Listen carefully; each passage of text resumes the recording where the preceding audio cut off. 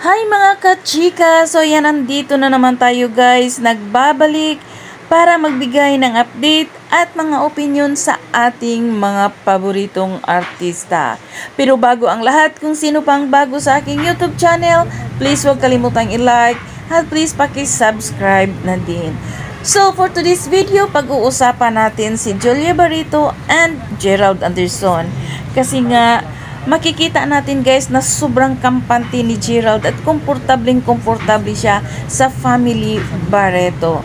At yun nga, binigyan niya ng regalo si Julia ng isang Rolex watch. At di akalain ni Julia na yun ang regalo sa kanya, kaya napayakap siya kay Gerald Anderson.